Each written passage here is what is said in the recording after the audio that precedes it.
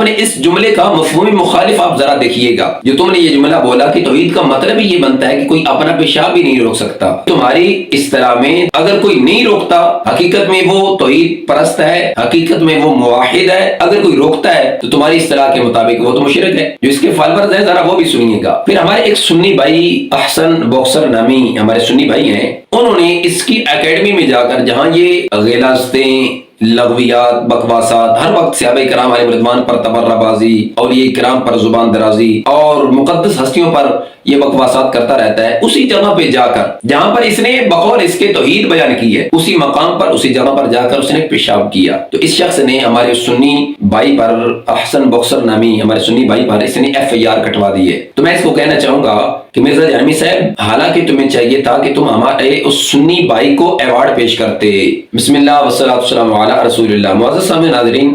فتنہ پرور, فتنہ گر, اس دور میں جو حضرات ہیں جو شیطان کے اہلکار ہیں اور شیطانیت پھیلانے میں ہر وقت وہ مصروف عمل ہیں, انہی حضرات میں سے ایک شخص جس کا نام مرزا جیلمی ہے, جو کہ جانشین مرزا سینئر غلام احمد قادیانی اس کا جانشین ہے, اور جس کا آج کل جو لیٹسٹ ورژن نام کے لحاظ سے معروف ہوا ہے وہ جونیئر مرزا جیلمی, مرزا جہنمی کے نام سے ہے. اس کی لغویات, بکواسات, قرآن و سنت سے متصادم گفتگو, صحابہ کرام علیہم رضوان کی مقدس ذوات اور اہل بیت اطہار رضی اللہ تعالیٰ عنہ کی مقدس ذوات, یہاں تک کہ انبیاء کرام علیہم السلام کی مقدس ذوات بھی اس کی زبان درازی سے, لغویات و بکواسات سے محفوظ نہیں ہے. سوشل میڈیا کے ذریعے آپ نے بھی سنا ہوگا, اس نے ایک لیٹسٹ بیان اپنا دیا ہے جس میں کہا کہ توحید کا مطلب ہی یہ بنتا ہے کہ کوئی اپنا پیشاب بھی نہیں روک سکتا. اور پھر مزید اس نے معاذ اللہ کہا کہ انبیاء کرام علیہ السلام کی مقدس ذوات وہ بھی کوئی شے نہیں ہے. توحید کا تو مطلب ہی یہی ہے کہ کوئی انسان اپنا پیشاب بھی نہیں روک سکتا, خواہ وہ پیغمبر ہو یا عام انسان ہو.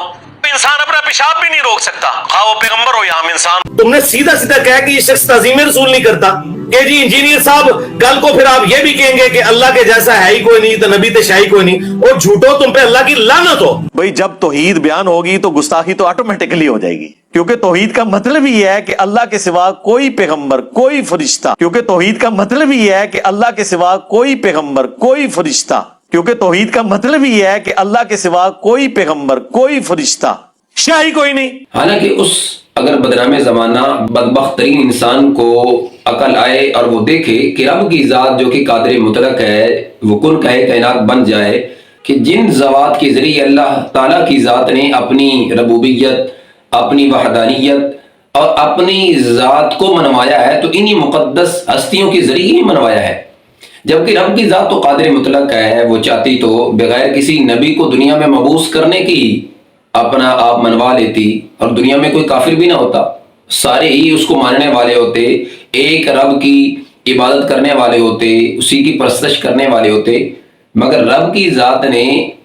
جب بھی جس دور میں بھی اپنی ذات کا تعارف کروایا ہے اور اپنی ذات کو منوایا ہے, تو اپنے ان مقدس نفوس کے ذریعے ہی, یعنی انبیاء کرام علیہ السلام کے ذوات قدسیہ کے ذریعے ہی اپنی ذات کا تعارف کروا کر اپنی ذات کو منوایا ہے. تو یہ کہنا کہ معاذ اللہ ثم معاذ اللہ انبیاء کرام علیہ السلام کی مقدس ذوات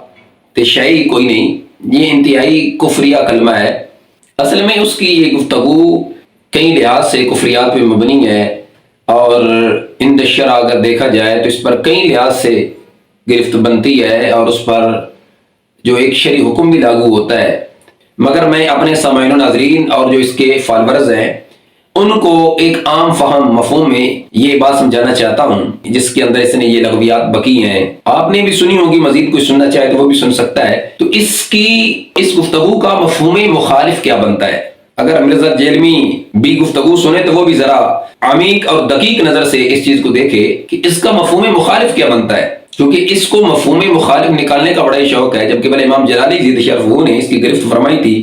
اس کے شعر پر, علمی کتابی والے شعر پر, اس پر اس نے بھی کلام کیا تھا کہ اس کا مفہوم مخالف کیا بنتا ہے. جب کوئی شخص کتاب و سنت کے دلائل کے مقابلے پہ آپ کو شعر سنا رہا ہو تو پھر آپ سمجھ لیں ان کے پاس دلائل ختم ہو گئے. تو اگر کافر کا علمی ہونا اس کی نشانی ہے تو مسلمان کا کیا غیر علمی یا جاہل ہونا, یہی مطلب نکلے گا نا. تو میں بھی اب اس کو یہی کہنا چاہوں گا کہ اپنے اس جملے کا مفہوم مخالف آپ ذرا دیکھیے گا. جو تم نے یہ جملہ بولا کہ توحید کا مطلب ہی یہ بنتا ہے کہ کوئی اپنا پیشاب بھی نہیں روک سکتا، تو اس کا مطلب کیا بنا؟ تمہاری اصطلاح میں، تمہاری ڈاکٹرین میں، تمہاری سوچ فکر اور تمہارے تھاٹ میں اگر کوئی نہیں روکتا، حقیقت میں وہ توحید پرست ہے، حقیقت میں وہ موحد ہے۔ اگر کوئی روکتا ہے یا اگر کوئی روک سکے یا اگر کوئی روکتا ہے تو تمہاری اصطلاح کے مطابق وہ تو مشرک ہے۔ یہی بنتا ہے نا مفہوم اس کا۔ جو اس کے فالورز ہیں ذرا وہ بھی سنیے گا اور وہ بھی اس پر توجہ کریں، غور کریں، ذرا ٹھنڈے دماغ میں اس کو بٹھا کر سوچیں۔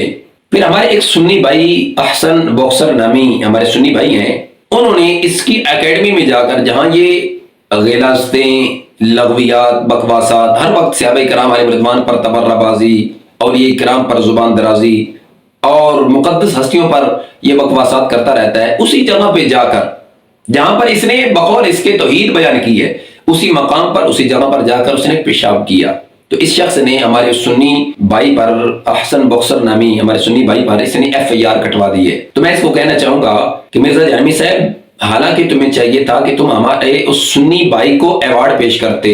جیسے اپنے اس چمچے کو جس کو پیچھے چھتر پڑے ہیں اپنے ساتھ بٹھا کر تم یہ باور کرا رہے تھے کہ میرے ساتھ فلاں بھی رابطے میں ہے، میرے ساتھ فلاں بھی رابطے میں ہے، تو ایسے ہی چاہیے تھا کہ تم ہمارے اس سنی بھائی کو بھی اپنے ساتھ بٹھا کر ایوارڈ پیش کرتے، اپنے فالورز کو یہ بتاتے کہ حقیقت میں موحد اور توحید پرست یہ بندہ ہے اور میرے پڑھائے ہوئے سبق پر اس نے عمل کیا ہے، لہذا تمہیں بھی عمل کرنا چاہیے اور سب کو اس اکیڈمی کی طرف رخ کرنا چاہیے اور یہاں باری باری آ کر تمہیں پیشاب کرنا چاہیے۔ ایسا ہی ہے نا؟ اور دوسرے نمبر پر جو تم نے کہا ہے نا کہ توحید کا مطلب ہی یہ بنتا ہے کہ کوئی اپنا پیشاب بھی نہیں روک سکتا، پھر مرزا جہنمی صاحب تمہیں تو واش روم سے اور تمہارے فالورز کو واش روم سے باہر ہی نہیں نکلنا چاہیے، ہر وقت واش روم کی زینت بنے رہنا چاہیے، اپنے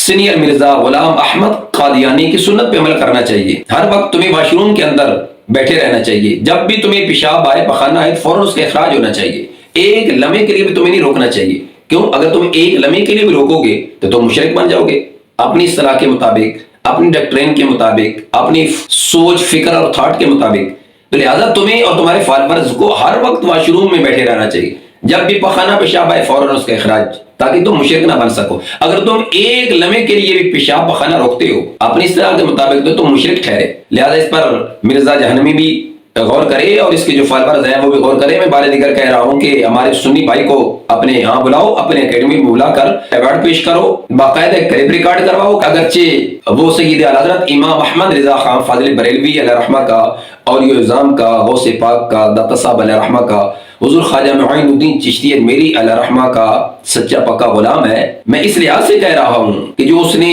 ایک کام کیا ہے تمہاری ڈاکٹرین کے مطابق تو انہوں نے موحدوں والا کام کیا اور توحید پرستوں والا کام کیا ہے، لہذا اس کے خلاف FIR نہیں بلکہ ایوارڈ پیش کرنا چاہیے۔ دعائے اللہ ہم سب کو اور ہماری نوجوان نسل کو تم جیسے فتنہ پروروں کے فتنوں سے محفوظ و معمول فرمائے۔ وما توفیقی الا باللہ۔